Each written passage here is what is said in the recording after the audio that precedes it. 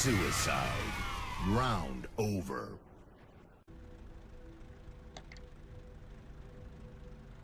Hello, this is CrazyMan7777, and I think you guys know what time it is. It's time for a review/strategy guide. Alright, so, we have here today is the Panzer SFL 5, otherwise known as the Sturer Emil, which basically, actually no, that's not what it means. I was going to say Fat Max, but that's actually what Dicker Max means in German. No, I don't know what the Sturer Emil means, but it's a pretty awesome tank, I'll have to say. So, the Sturer Emil is basically, or you could also call it the Saint Emil, or the ST Emil. There's a lot of nicknames for this tank. Anyway, one of which the most hilarious is Big Dick, because it's basically just a giant Dicker Max. Anyway, the Sturer Emil is basically just an experiment, by the Germans to figure out if it is possible to mount a 12.8 centimeter gun on tank, and it indeed was. It used the, as you can see, it used the prototype for the VK3001H heavy tank, and there were two different vehicles that were manufactured that did actually fight on the Eastern Front. I'm not quite sure if they were captured or not, and I'm not quite sure if these tanks are even in existence anymore. I highly doubt it, since there are only two. Anyway, so it's a Tier 5 heavy tank hull with a superstructure mounted, open superstructure mounted 12.8 centimeter gun that takes about 17. Okay, I should actually check that. How many seconds? That takes about, I don't know. It takes about like 17 seconds to reload.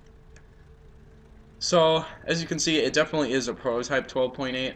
It still has the original German, it looks basically like the German 10.5 that is mounted on the Tiger II. Much more advanced version of this gun is the E75's gun. This is a more universal version of the gun, but this one is basically a prototype. Takes a little bit longer to reload, but the damage is definitely severe in Tier 7. I mean, really, Tier 10 gun in Tier 7, guys. Let's see what happens.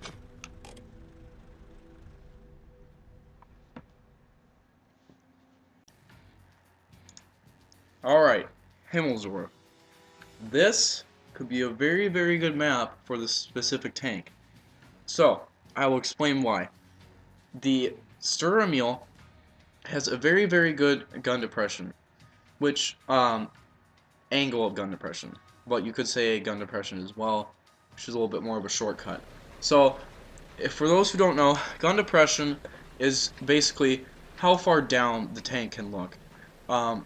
As you can see, this tank can actually look down fairly far. I could hit the lower glacis plate of a tank like almost directly in front of me, and making this map a very good map, because there happens to be one giant hill in the middle of the map over here where I'm putting my green cursor. As you can see, they've added a little bit of a light. They've added a little bit of light at night. It's kind of fun. Thank you, VK2801. So like I said, up here there is an alleyway that is very easy for me to get shots off with this specific tank.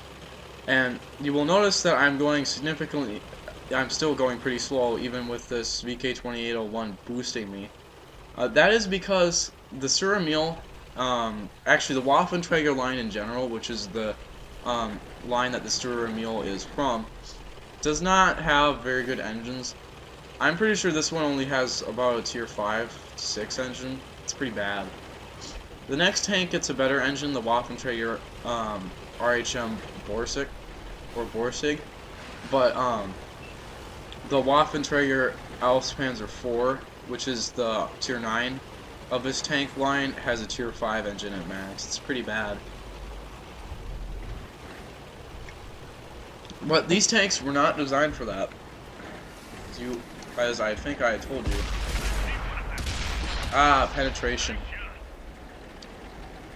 See, a normal tank destroyer wouldn't have been able to shoot him in that position because he was so far or up from me. And I was at such a weird angle. Thankfully, it's severely easy.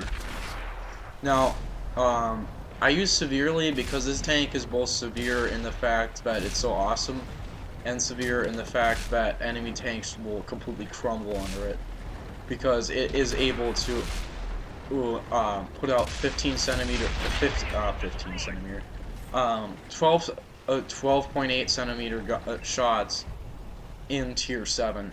That is very, very devastating.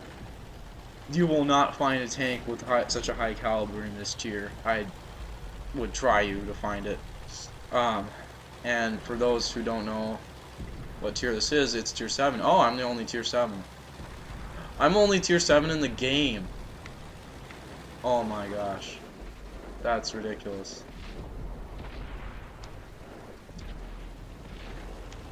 Ah yes, this is what I was talking about. I can easily utilize this hill to hit multiple objects within the map. No! Alright. Well, that was a good hill example. We will try to get a game where I do a little bit better. Alright, highway. This is a good map for this specific tank. It has a couple hills that you can look around and basically hide behind the whole time and shoot people with the 15, God, the 12.8 centimeter gun, as well as having long distances and easy communication between teammates because you can always see your teammates. The thing that you're always going to want to be aware of is your team in this game. Well, yeah, that, but in the Sturer Emil, if you do actually get this tank, the thing that you always need to be aware of is your team and your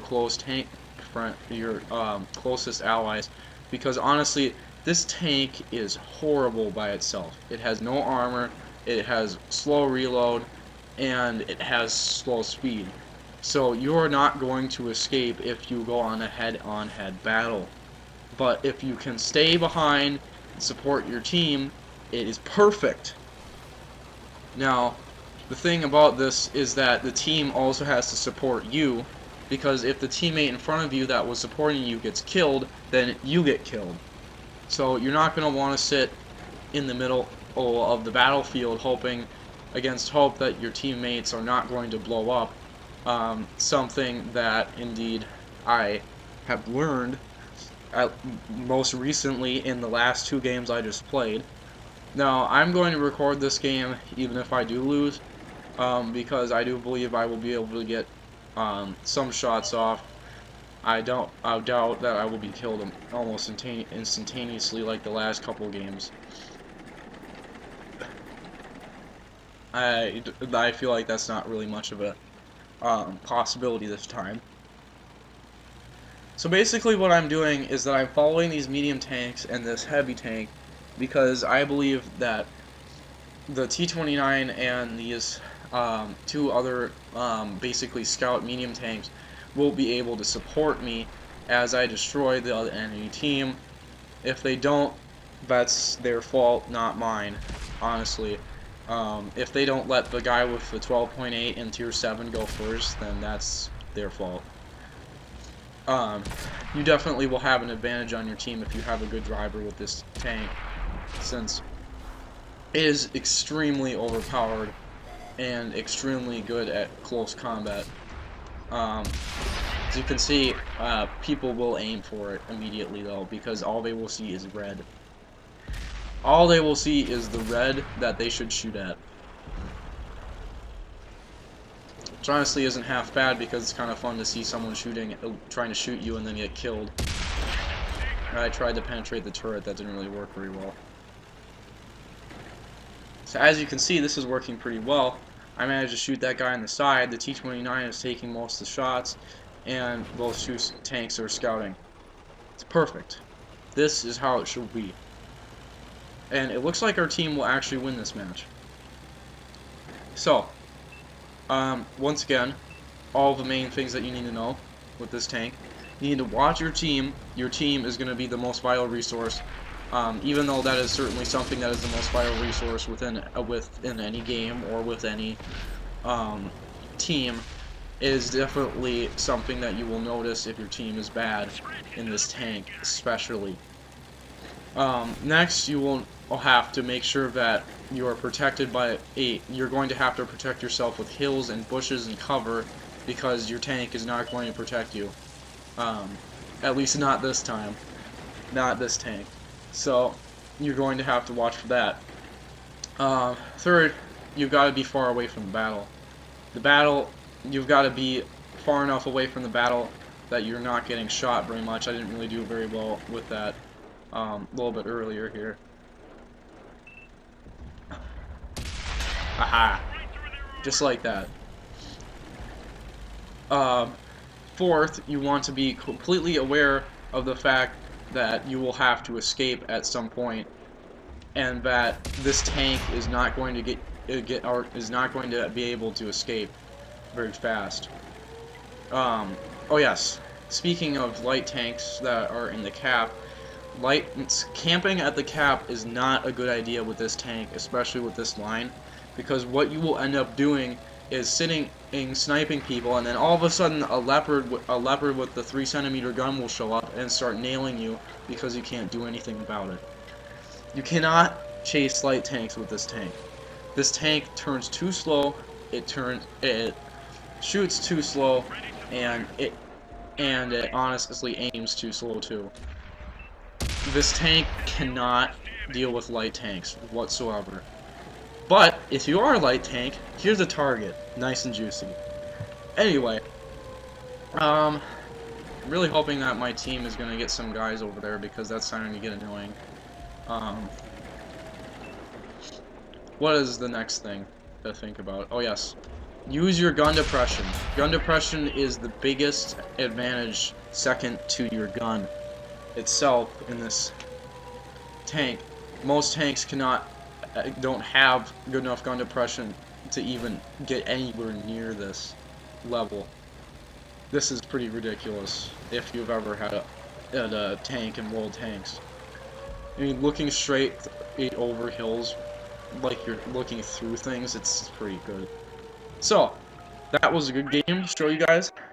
And I gave you guys some key tips, a little bit different than last time. I like to try to keep these videos a little bit different.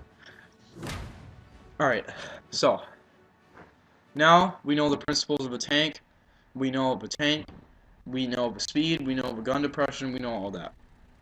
And we know what it looks like, which is pretty horrible. Honestly. It's pretty a monstrous tumor of a tank.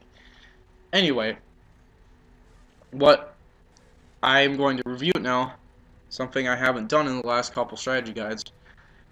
With this tank, since this is a tier 7 tank, I think I can give it out of 10. I would say that this tank is definitely about an 8 out of 10. It's definitely above average. The gun depression, the ability to do like almost 600 damage in tier 7, the amazing power of view range. All three of those things are very, very good factors. It keeps it above average. But the things that are above or less than average that keeps it from getting to a 10, definitely speed, definitely the fact that every time you get shot in the lunar glacius plate or anywhere in your tank, you basically get hit in the engine. The armor is non-existent. The traverse speed is non-existent. And honestly, the health is also non-existent. So, those are the things that you guys need to know for the Sturer Emil. Once again, 8 out of 10. I will see you guys next time.